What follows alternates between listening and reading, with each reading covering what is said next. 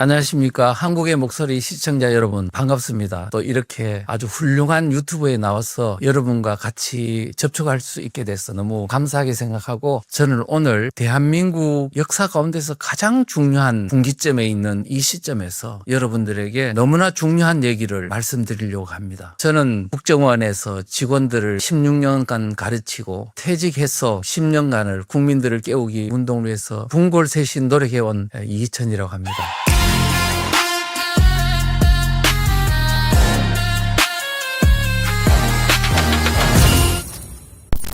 저는 1990년도 이제 1월 달에 그 당시에 국가안전기획부, 지금 국정원의 전신이죠. 거기에 입사를 해서 1년간 공수훈련, UDT 훈련, 이런 것도 다 특수훈련도 받고, 현장에 가서 한 10년간 이제 국내 정보 활동 하다가 2000년도 말에 국정원 직원들을 대상으로 교육시키는 국가 정체성을 가르치는 그런 담당 교수를 16년간 했습니다. 2016년도에 이제 퇴직해서 대한민국 상황이 너무 심각한 위기에 직면하니까 국민들을 깨우기 위해서 아스팔트로 나와서 지금 10년간 국민 깨우기 운동을 하고 있는 그런 상황입니다. 기획된 내란이라는 책을 쓴 이유는 내란 프레임이 지금 대한민국을 강타하고 있습니다. 윤석열 대통령의 비상계엄 직후에 이재명 세력과 더불어민주당은 윤석열 대통령을 내란 수계 또는 내란 우두머리라고 덮어씌우고, 국민의힘당을 내란 정당이다, 윤 대통령을 지지하는 세력을 내란 동조 세력이라고 덮어씌우면서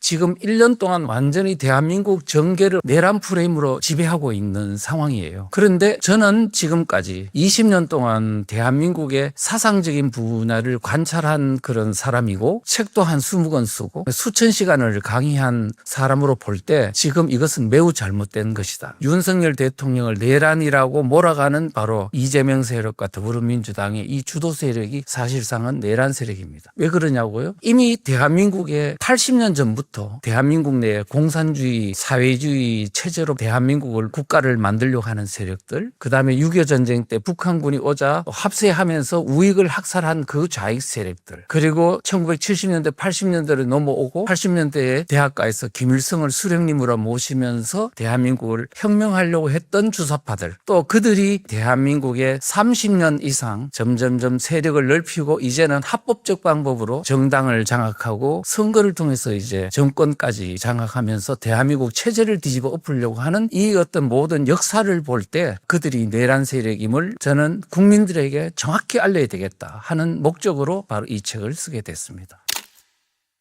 5월 7일 날 우원식 국회의장이 헌법 개헌이 저지되면서 얼마나 성질이 났는지 울기도 하고 의사봉을 막 그냥 방망이 치듯이 막 이렇게 치는 것을 보게 됐죠. 그만큼 성질이 났다는 얘기입니다. 왜 지금 헌법을 바꿈으로써 뭔가 마지막 단계인 체제를 바꾸는 그런데 성공을 거둬야 되는데, 헌법을 바꾸면 대한민국의 모든 질서가 다 바뀌는 거거든요. 헌법이라는 것은 국가의 최고의 법이고 대한민국의 통치 질서를 다 바꾸는 것인데, 이 헌법을 바꿈으로써 거기에 맞는 법률이 바뀌고 명령과 조례가 바뀌고 제도가 바뀌고 정책이 바뀌고, 그리고 따라서 모든 국가의 어떤 통치 질서가 전체가 다 바뀌는 것이기 때문에 헌법을 바꾸는 이 작업만 성공하면 대한민국의 체제는 자동으로 넘어가는 겁니다. 지금까지 대한민국 자유민주주의 체제였다면 이번에 헌법이 바뀌면 바로 인민민주주의 또는 사회주의 체제로 이렇게 바뀌어가는 문호가 열리는 거거든요. 그래서 굉장히 중요한 건데 이번에 저지가 돼버린 거죠.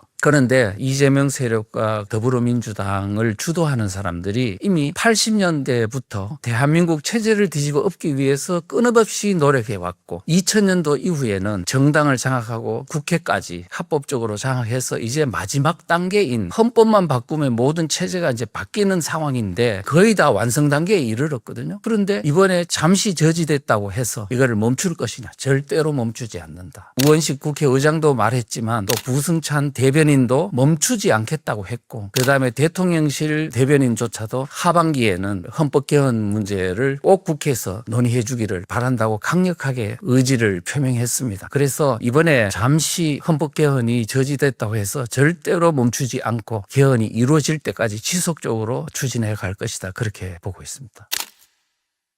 이번에 헌법 개헌은요, 일반 국민들이 볼 때는 별 문제가 없는 것처럼 보여요. 왜냐하면 2018년도 초에 문재인 정부가 헌법을 개헌하려고 했을 때는 일반 국민들이 봐도 이거는 너무 심하다 해가지고 바로 이제 국민들이 알아버렸거든요. 예를 들면은 자유민주적 기본질서 안에 자유자를 뺀다든가 또는 양심의 자유를 사상과 양심의 자유로 바꾼다든가 이런 걸 보면서 이거는 체제를 바꾸려고 하는 거구나 알 수 있어가지고 문재인 정부의 사상을 의심했던 많은 국민들이 저항운동을 일으켜서 헌법 개정을 무산시켰거든요. 그런데 지금 이재명 정부는 그때 그 실패를 거울 삼아서 국민들이 저항하지 않는 내용을 가지고 1차 개헌을 하고 그 1차 개헌에 성공하면 그 다음에 그 헌법에 따라서 저항 세력들을 싹 제거한 후에 일당 독재 체제를 만든 후에 2차 개헌을 함으로써 완벽한 자기들이 원하는 헌법을 만들겠다. 단계적 개헌안으로 지금 진행하고 있는 겁니다. 그런데 우리가 그 내용을 국민들이 모르고 있고 이번에 개헌하겠다 하는 내용에 보면 딱 3가지가 들어있거든요. 3가지 내용을 일반 국민들이 무슨 목적으로 이걸 넣었는지 어떤 독소조항이 있는지를 국민들이 모른다는 게 심각한 문제였어요. 저는 사상을 했던 사람이기 때문에 그들이 지금 어떤 목적으로 그 내용을 넣었는지를 바로 해석을 해낼 수가 있거든요. 그래서 보니까 너무 심각한 내용들이 포함되어 있는데 모르고 있는 거예요.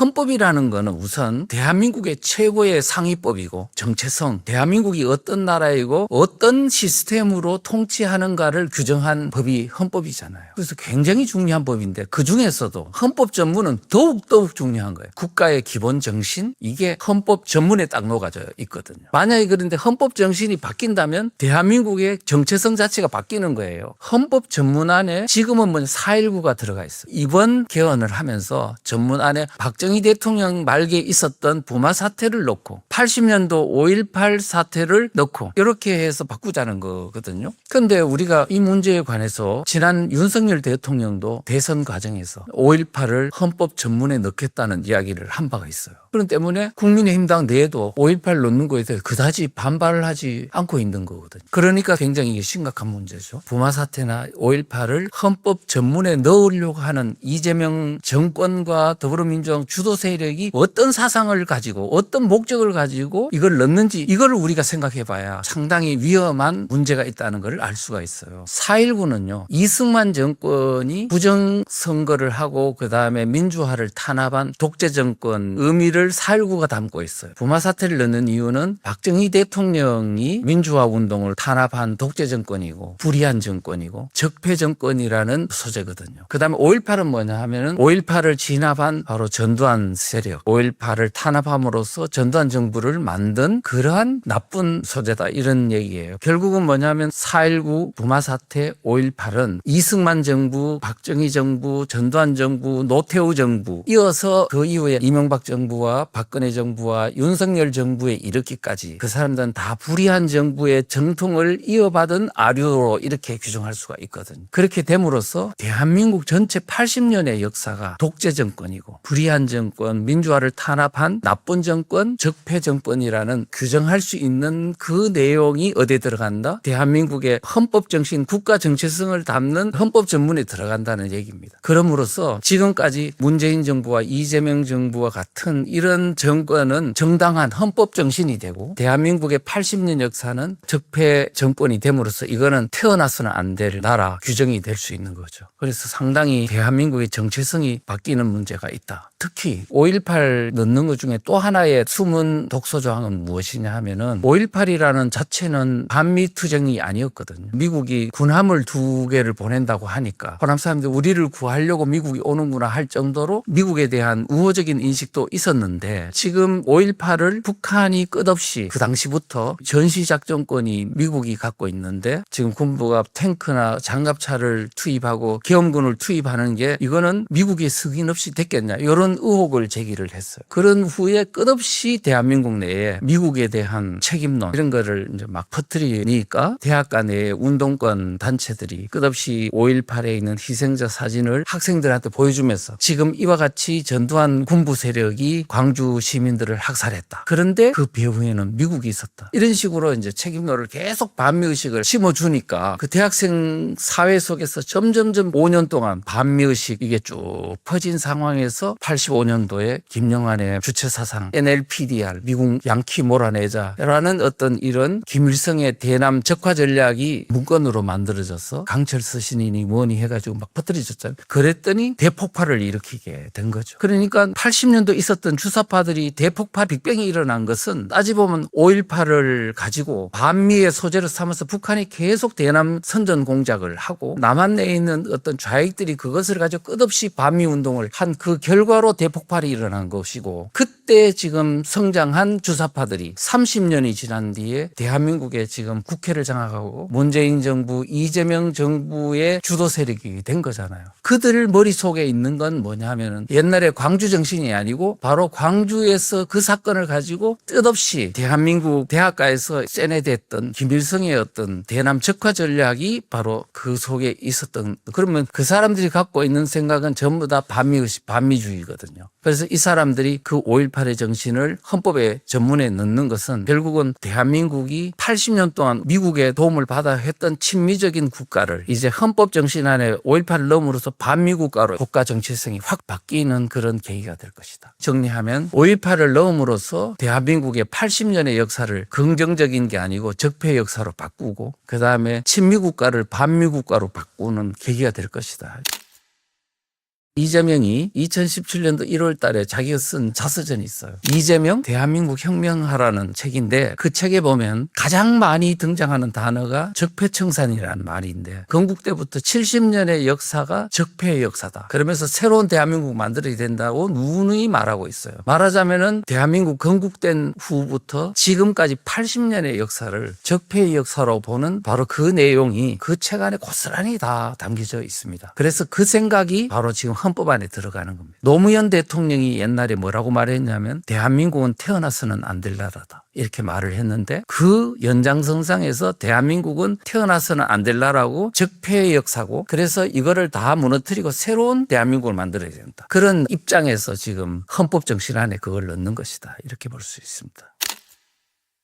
당연히 해산이 되죠. 헌법이 만약에 통과되면은 1차적으로 어떤 일이 벌어지냐 하면 헌법 정신에 따라서 윤석열 대통령은 이제 내란 수괴가 될 것이고 그 다음에 국민의힘당은 내란 정당으로 해산될 겁니다. 아마 이 사람들이 그냥 있을 사람들이 아니고 헌법재판소에 이제 제소를 해서 그 헌법 규정에 따라서 이제 해산 조치가 되면 그 다음에 더불어민주당이 일당 독재가 되겠죠. 일당 독재가 되면 그 다음부터는 이제 2차 개헌이 들어갈 것이고 그래 되면 자기들이 원하는 안이 모든 헌법안에 이제 들어가게 될 것입니다. 그 사람들도 스스로 단계적 개헌이라 이야기했으니까 그러고 나면은 이제 그 새로운 헌법에 따라 법률, 명령, 조례 이제 제도 이런 게 모두 다 바뀌면서 엄청난 적폐청산 활동이 일어나게 되겠죠.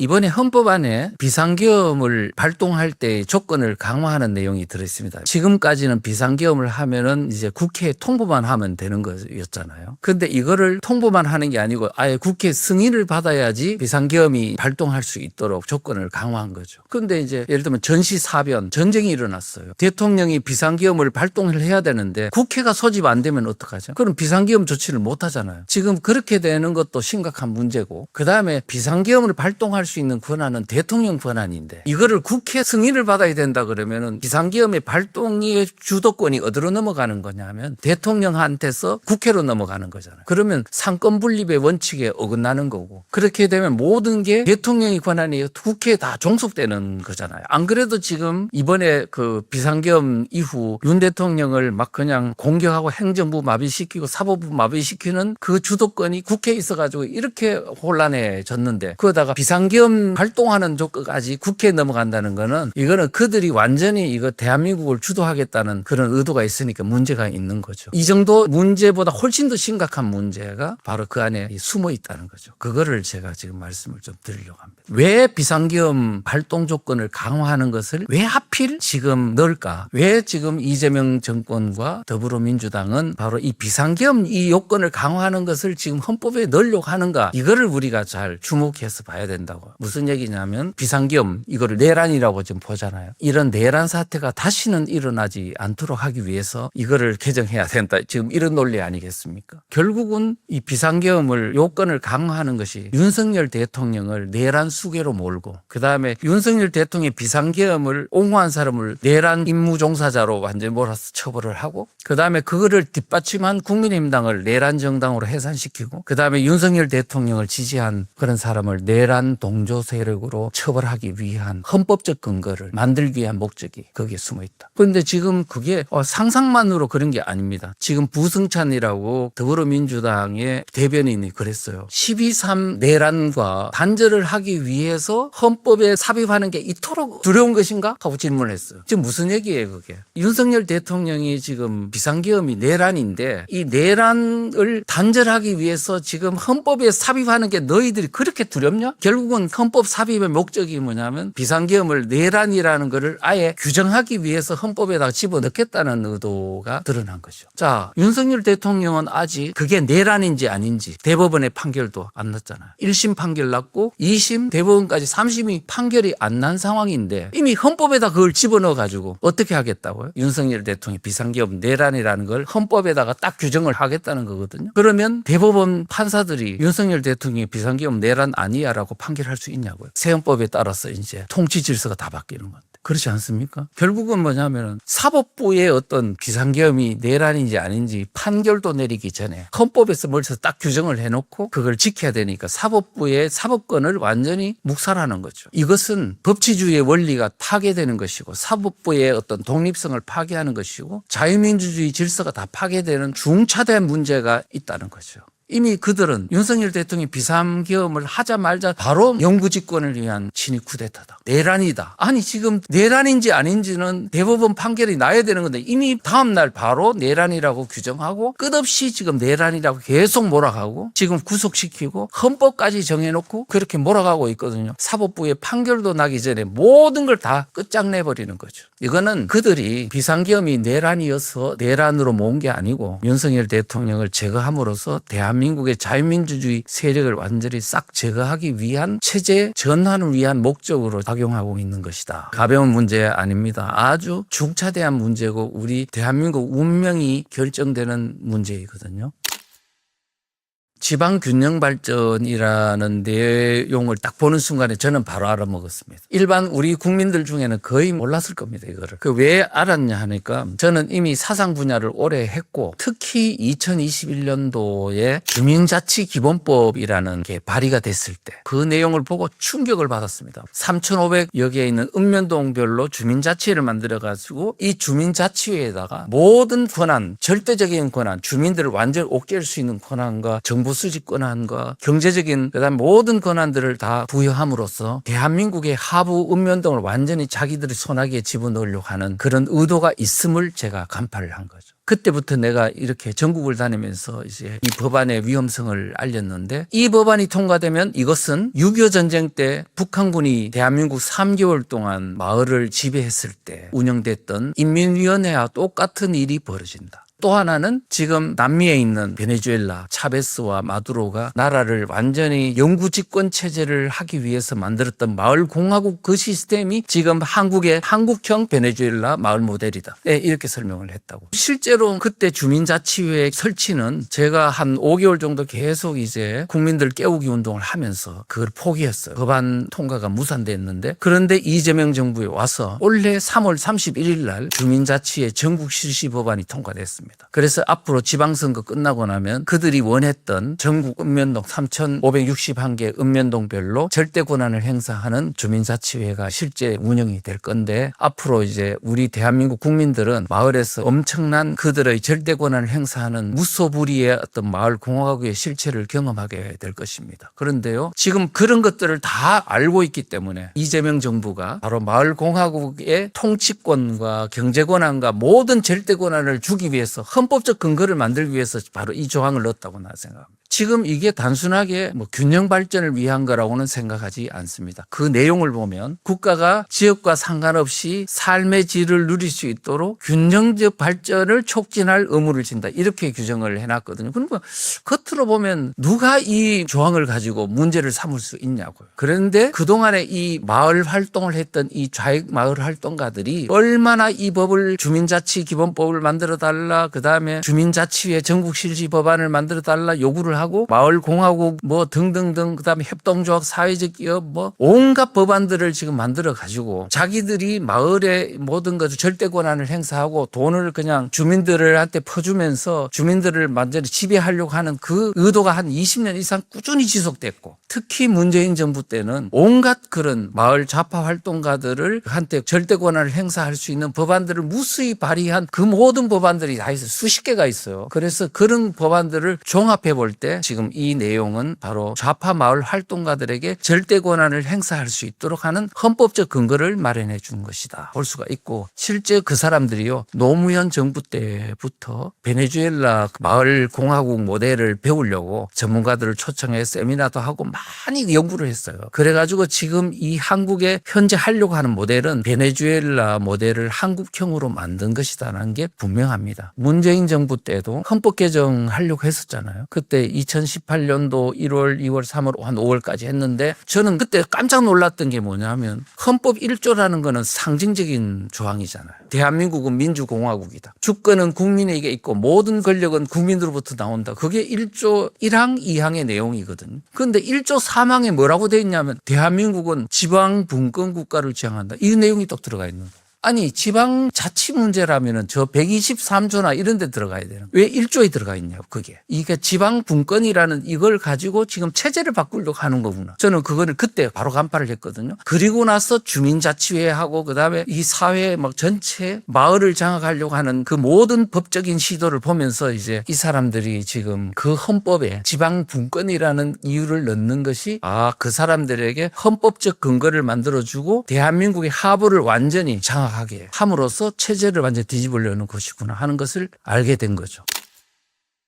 공산주의 세력과 정복 세력은요, 항상 실제 말하는 어떤 용어하고 실제 자기들이 하려는 게 항상 이중적으로 사용한다는 것을 명심해야 됩니다. 겉으로는 주민자치, 마을민주주의, 직접민주주의, 주민이 주인이 되는 세상, 이렇게 말을 해요. 겉으로 보면은 되게 좋은 것 같아. 중앙집권 하는 것보다는 뭔가 마을 주민들이 주인이 되고 삶의 질을 개선할 수 있으면 좋지 않을까? 이렇게 생각할 수 있거든요. 그런데 배후에서 절대로 안 드러내는 게 있는 게 뭐냐 하면은 바로 그 마을의 좌파 마을 활동가들이 그 모든 권한을 다 절대 권한을 행사하고, 그 다음에 마을에 있는 절대 권한만 행사하는 게 아니고 나중에 배후에 보면 전국적인 단위의 전체주의 시스템으로 만들어가는 거는 국민들한테 일체 말을 안 하는 거죠. 그래서 법안들을 보면 항상 3,500개 읍면동별로 주민자치회를 중심으로 완전히 주민들을 옥죄게 해놓고 그 배후에는 전체주의 구조로 전국적인 단위로 끌고 가도록 하는 집권적 시스템, 공산주의적 시스템을 구축한다는 것을 우리는 알아야 되는 건데 일반 국민들은 모르는 거죠. 제가 그래서 그들의 어떤 시스템 구조를 가지고 중국 행정 전문가한테 내가 물어봤어요. 지금 이 사람들이 주민자치회를 하는데 그 내용이 보면 이런 전국적인 시스템을 구축한다 그랬더니 이분이 딱 보고 놀라는 게, 야, 이거 중국 공산당 시스템하고 똑같네 그러더라고요. 그다음에 북한에 있는 고위 탈북자한테 물어봤어요. 지금 마을을 이렇게 운영하려고 한다. 이거는 한국 사람 머리에서 나올 수 없는 문제다. 그렇게 이야기하더라고요. 지금 뭐냐면은 중앙은 있잖아요. 더불어민주당이 3권을 다 완전 해체하고 집권적인 시스템 만들죠. 그 다음에 마을에는 베네수엘라 모델처럼 3,500개 읍면동별로 독립적인 게 아니고 전체주의 마을, 좌파 마을 활동가들로 하여금 대한민국 하부를 완전히 그들 손아귀에 딱 장악해. 수레바퀴에 양바퀴처럼 중앙은 이들이, 지방은 이들이, 유권자들을 싹 장악해가지고 꼼짝 못하게 근거리에서 감시체제를 동원하는 거죠. 그렇게 함으로써 베네수엘라처럼 아무리 나라를 망쳐도 저항운동도 한번 일어나지 않고 거기에 대해서 반발을 하거나 할 수 없는, 만약에 반발하면 어떻게 되냐, 바로 경제적인 배분권에서 배제를 하니까. 우리 국민들이 있잖아요, 정부가 통제하는 것보다 더 고통스러운 거는 옛날에 6.25 전쟁 때 인민위원회처럼 바로 마을에서 주민들이 통제를 할 때 꼼짝 못합니다. 그래서 가장 고통스러운 게 그래요. 6.25 전쟁을 겪었던 분들이 내가 주민자치회의 그 문제점을 이야기했더니 막 한 분이 부들부들 떨면서 내가 성생의 이야기를 듣고 보니까 내가 진짜 6.25 전쟁 때 인민위원회 생각이 난다. 우리 집이 서울에 있었는데 피난을 못 갔다. 그런데 옆에 인민위원회 사무실이었는데 그때 무슨 일이 있었는지 나는 너무나 정확히 목격을 했다. 그래서 인민재판을 통해서 사람도 처형했지만 그 인민위원회 사무실에서 그 자리에서 처형하는 걸 수도 없이 목격했다. 그래서 마을 주민들을 사상적으로 나눠서 좌파들에게 절대 권한을 생사 여탈권을 주고 그 다음에 우파들은 마루 밑에 숨고 그 다음에 도망가고 이렇게 사상을 둘로 나눴을 때 마을은 너무나 공포 분위기에 고통스러운 그런 것을 겪게 됐다. 그런데 지금 6.25 전쟁이 일어난 지 수십 년이 지난 이 시점에서 다시 마을이 좌파들이 절대 권한을 행사하고 우파들을 감시체제로 들어가게 되면은 너무너무 무섭다 그러면서 막 부들부들 두려운 마음에서 막 떨면서 말씀을 하시더라고요. 이래서는 안 된다. 그러면서 우리가 그때 당시를 6.25 전쟁을 겪어본 사람들은 공통적으로 하는 말이 인민군보다 바로 이웃이 더 무섭더라. 그때는. 왜냐하면 북한군은 누가 반동분자인지 잘 모르잖아요. 그런데 누가 아느냐 하면 바로 그 마을에 있는 좌익 주민들은 저 사람이 경찰 가족인지 군인 가족인지 지주인지 자본가인지 어디에 숨어 있는지 싹 다 아니까 정말 그때가 되니 이웃이 더 무섭더라는 말이 절감되는 거죠. 지금 앞으로 마을이 그렇게 변할 가능성이 높아요.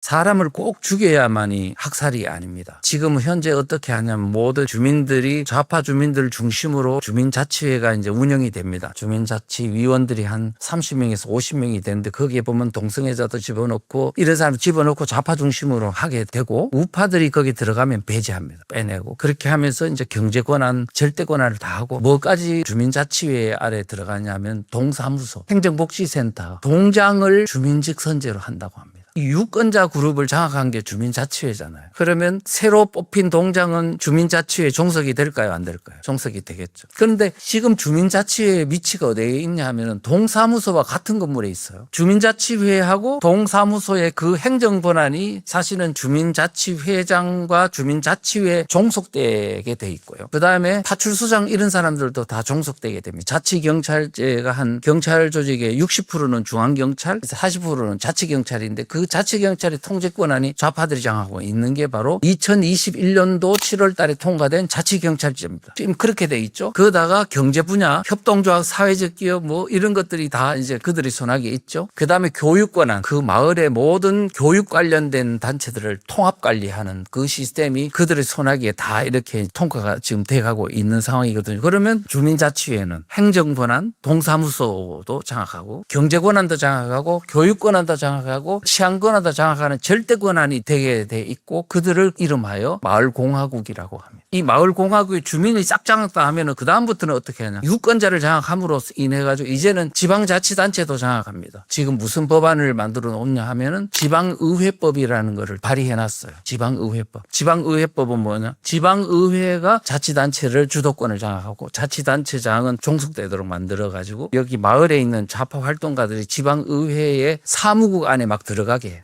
해가지고는 이 사람들이 지방의회를 장악함과 동시에 자치단체장 밑에 있는 공무원하고 돼 있었고 그리고 구청에 있는 구의회의 사무국 요원으로 들어가서는 저 위에 있는 서울시에 있는 지방의회 직원들하고 또 교류를 해. 그 다음에 옆에 또 교류를 해. 그렇게 되면 어떻게 되냐. 이 법이 통과되는 순간에 이렇게 완전 마을을 장악한 좌파들이 이제는 228개 시군구의 모든 의회를 다 장악하고 나아가서는 17개 광역시의 의회를 다 장악하고 심지어는 그 위에 있는 단체장 밑에 있는 시험처가 들어온 지방공무원들하고도 섞어버리는 거예요. 그 다음에 동네에 있는 마을 교육기관이니 마을 학교니 이런 게 하고 막 섞고 그러면 이제 대한민국의 하부의 자치단체는 모두 다가 그들의 어떤 세력으로 완전히 뒤섞어버리는 거죠. 지금 이거를 계획하고 있는 거예요. 지금 그렇게 해놓기 때문에 이거 지방분권이란 이름 아래 그들에게 절대 권한을 행사하는 방향으로 나가고 있다. 그래서 지금 우리 국민들이 중앙 권력이 누가 잡느냐, 대선이 어떠냐, 총선이 어떠냐, 지금 이런 어떤 데만 관심을 기울이고 있지 뭐 대통령만 우리가 당선되면 대한민국이 정상화되지 않겠나.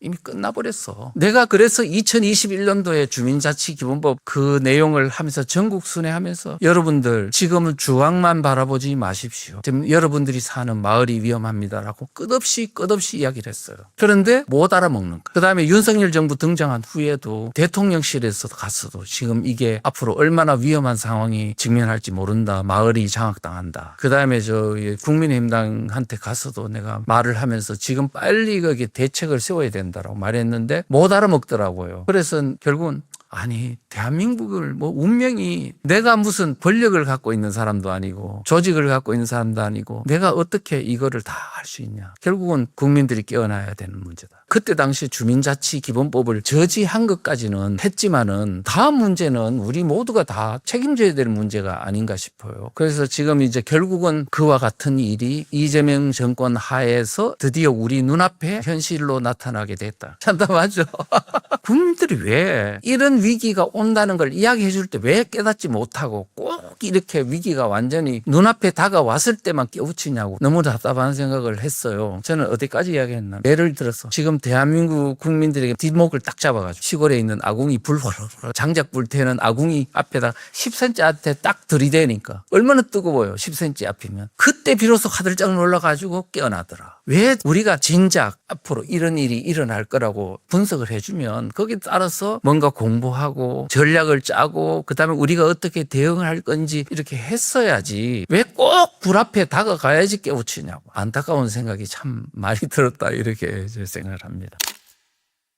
물론 늦었죠. 한참 늦었지. 한참 늦었지만은 위기가 기회라는 말도 있잖아. 잘하면 역전시킬 수 있는 절호의 기회일 수도 있다고 나는 생각을 합니다. 뭐냐면은 6.25 전쟁이 일어났을 때 마을에 이제 인민군이 등장하고 마을에 있는 좌익들이 완장차고 주민들 막 죽이고 현상을 보면서 그 3개월 안에 우리 국민들이 그동안에 공산주의니 사회주의니 하면은 미몽에 못 깨어나가지고 막 좋은 거 아니냐 그러고 막 그런 국민들이 많았거든요. 그러다가 전쟁이 일어나 3개월 안에 북한군이 지배하는 그 어떤 상황을 보고 일시에 국민들이 다 깨어났고 방공무식으로 무장해서 70년대, 80년대 지금 대한민국이 고도 성장할 수 있는 사상적인 의식을 갖추게 된 거거든요. 그래서 우리가 지금 위기라는 것은 어떻게 보면 대한민국을 지금 다시 재수술할 수 있는 그들의 실체를 알므로써 완전히 새로운 대한민국을 만드는 교육, 깨달음, 각성 이 모든 것의 기회가 지금 될 수가 있는 거죠. 만약에 여기서 우리가 국민들이 제대로만 깨어난다면 지금 그들이 하고 있는 모든 수십 년 동안 노력한 음모와 계획과 이게 모든 게 다 물거품이 될 수도 있는 거예요. 그래서 지금이 바로 대한민국이 다시 회생할 수 있는 정말 절호의 기회다. 우리가 국민들을 깨울 수만 있다면 저는 충분히 어쩌면 더 역전의 기회가 될 수 있다. 저는 그렇게 생각하고 있습니다. 대한민국의 자유민주주의 체제를 무너뜨리려고 하는 반체제 세력들이 이제는 합법적 정당으로 들어가서 선거를 통해서 정권을 잡고 그다음에 국회를 지금 거의 190석에 가까운 주도권을 장악하게 된 상황인데 그들이 갖고 있는 사상적인 위험성을 정확하게만 알고 국민들이 깨어난다면은 이 모든 것을 역전할 수도 있는 그런 상황이다. 그런데 왜 그러냐 생각해보면 보십시오. 우리 국민들이 여론조사를 해보면요. 자유민주주의가 좋으냐 안 좋으냐라고 하면요. 80%는 자유민주주의가 좋다고 그래요. 북한과 중국이 어떠냐 하면은 다 싫어해요. 그래서 실제는 대한민국 국민들이 80%는 자유민주주의가 좋다. 그다음에 공산국가나 뭐 중국과 북한과 같은 나라는 싫다고 하는데 문제는 뭐냐 하면은 지금 우리 대한민국의 반체제 세력들이 진보니 민주니 평화니 복지니 포장술에 사람들이 속아가지고 그들한테 악용당하고 있는 거거든요. 그것을 알리는 게 중요하다고 생각하고 그래서 제가 이번에 기획된 내란이라는 책을 쓴 것도 80년 동안 대한민국을 전복하려고 했던 그들의 실체를 국민들한테 낱낱이 알려줌으로써 그들에게 속지 않도록 하기 위함입니다. 분명히 대한민국 국민들이 80%는 자유민주주의를 좋아하고 그런데도 불구하고 왜 이렇게 당하냐 그랬더니 좌파들은 이미 사상전, 체제전쟁을 하는데 너무나 소수지만은 전투력이 대단하고 한데 우리는 사상 공부를 한 적도 없고 전투를 어떻게 해야 되는지도 모르고 하다 보니까 오합지졸이 돼서 그렇거든요. 그래서 우리가 이제는 사상전을 할 때 반드시 어떻게 해야 되는지 전략 전술을 좀 익히고 했으면 좋겠다. 우리는 전쟁을 할 때는 반드시 피하 구문을 명확하게 해야 됩니다. 누가 적인지, 누가 아군인지 정확하게 해야 되는데 우리는 지금 거꾸로 하고 있어요. 저쪽에서 내란 프레임을 덮어 씌우면 우리 지금 자유민주주의 세력 내에 일부는 뭐라 그러냐면 윤석열 대통령을 몰아내야 된다. 또 윤석열을 또 지켜야 된다. 이런 식으로 내분이 일어나고 중도다 보수다 하면서 또 분열 현상이 너무 심해요. 그래서 이게 내란 프레임을 덮어 씌우기만 하면은 그 내란 프레임 내에서 호적거리면서 분열되는 현상이 심하니까 저는 어떻게 주장하냐면 역프레임을 걸어라. 역프레임 어떻게? 너희들이 내란 세력이라고. 80년 동안 대한민국을 적화시키려고 전복하려고 했던 그들이 실체를 국민들한테 낱낱이 알려서 그들이 내란 세력임을 알려주면 그들이 분열이 일어나고 우리는 자유민주주의 세력은 통합되는 이런 식으로 됩니다. 그러면 지금 현재 한번 보십시오. 헌법 개정과 관련된 걸 잘 보자고요. 지금까지는 우리가 막 분열이 됐었는데 자유민주주의 헌법을 지금 바꾸려고 사회주의 체제의 헌법으로 바꾸려고 하는 것이라고 국민들한테 알리면 알릴수록 어떻게 되냐면 우리는 자유민주주의 헌법을 수호해야 되겠구나 하면서 통합이 되고 그들 내에 일부는 이게 사회주의 헌법으로 간다고 체제 바뀐다고 하면서 막 이탈해야 되거든요. 그러니까 그들은 분열이 되고 우리는 통합이 되는 이런 식으로 갑니다. 결국 자유민주주의 체제를 수호하려는 세력과 자유민주주의 체제를 전복하려는 세력 간의 이 전쟁, 체제 전쟁의 프레임으로 우리가 전환을 시켜야 바로 대한민국의 국민들이 정상적인 상태로 변하게 되고 국민들의 각성이 일어나면서 우리가 승리할 수 있다. 대한민국 자유민주주의 체제를 지키려는 세력과 자유민주주의 체제를 무너뜨리려는 세력 간의 지금 싸움이라는 것을 정확하게 알려주기만 하면 된다. 우리가 지난번에 윤석열 대통령이 비상계엄을 했더니 아니 무슨 뜬금없는 비상계엄이냐고 그랬잖아요. 뜬금없는 비상계엄을 한 이유가 대한민국이 지금 체제 위기가 왔다는 걸 전혀 모르고 있는 국민들이 상당히 많아서 그런 소리를 하는 거거든요. 지금 대한민국이 체제 전쟁 중이고 이제는 내전 중이다. 자유민주주의 체제를 지키냐 아니면 자유민주주의 체제를 무너뜨리고 사회주의 공산주의 때는 북한 체제로 통일하려는 한 세력과의 치열한 전쟁 중임을 우리 국민들에게 명확하게 알리는 이 국민각성운동, 국민깨우기 운동을 먼저 깨어난 사람들이 적극적으로 알리는 노력을 가속적으로 해야 된다. 여러분들이 주변에 있는 친구라든가 가족이라든가 동료들에게 실상을 정확하게 알림으로써 헌법 개정을 통해서 체제를 바꾸려고 한 이들의 음모를 많은 국민들에게 알리고 의도를 분쇄하도록 여러분들이 최선의 노력을 다해주면 좋겠습니다.